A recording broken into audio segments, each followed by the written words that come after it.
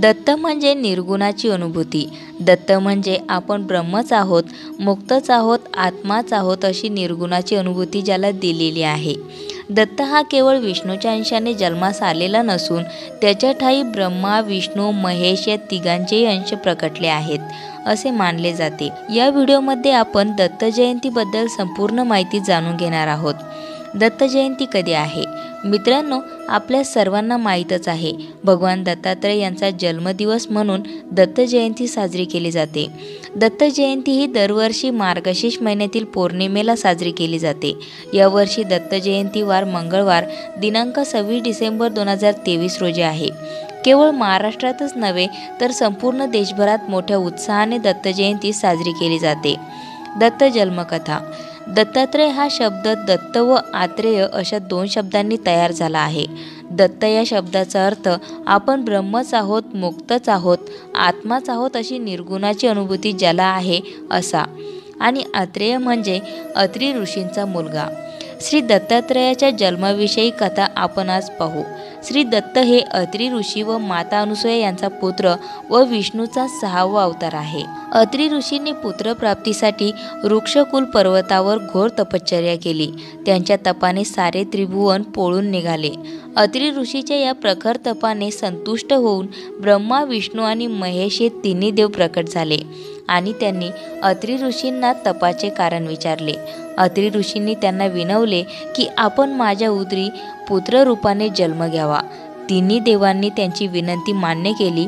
देवत्रयीच्या आशीर्वादाने अनुक्रमे ब्रह्मापासून सोम म्हणजे चंद्र, विष्णूपासून दत्त आणि शिवापासून दुर्वासा हे 3 पुत्र अनुसूयाच्या पोटी जन्मास आले. श्री दत्त जन्माची कथा एक ब्रह्मपुराणात आहे.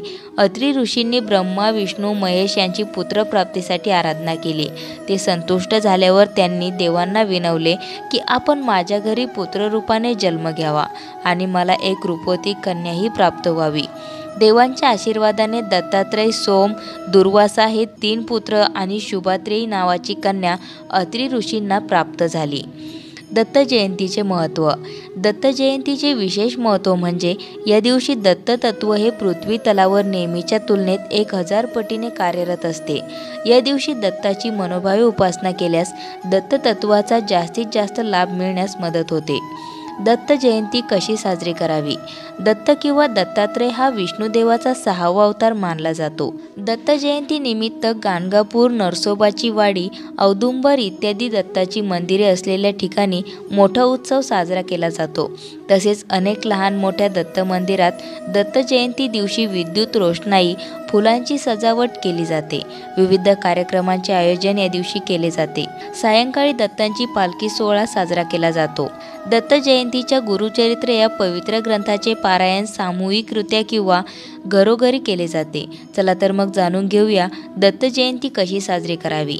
दत्तगुरू हे अनेक भाविकांचे श्रद्धास्थान आहे. दत्त जयंती साजरी करण्यामागे शास्त्रोक्त असा कोणताही विधी आढळून येत नाही. दत्त जयंतीच्या 7 दिवस आधी गुरुचरित्र ग्रंथाचे पारायण करण्यास सुरुवात केली जाते. यालाच गुरुचरित्र सप्ताह असे देखील म्हणतात.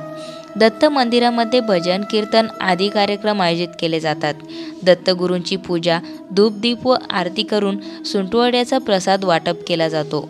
दत्ताच्या हातातील कमंडलू व जपमाळ ब्रह्मदेवाचे प्रतीक आहे.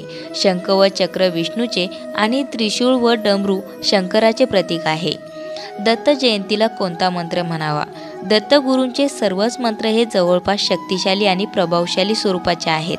मनास शांती, संकटनाश, बाधानाश, शत्रुनाश, मनोकामनापूर्ती, योगसिद्धी, रोगनाश, आरोग्य इत्यादी वेगवेगळ्या समस्यांवर दत्तगुरूंचे अनेक मंत्र आहेत. केवळ दत्तगुरूंचे दर्शन घेतल्याने सुद्धा जीवनात सर्व काही चांगलं घडू लागतं. दत्तांच्या नावाचे स्मरण सततच करत राहावे. परंतु विशेष करून अमावस्या आणि पौर्णिमेला दत्त जयंतीला दत्ताच्या नावाची माळ अवश्य जपावी.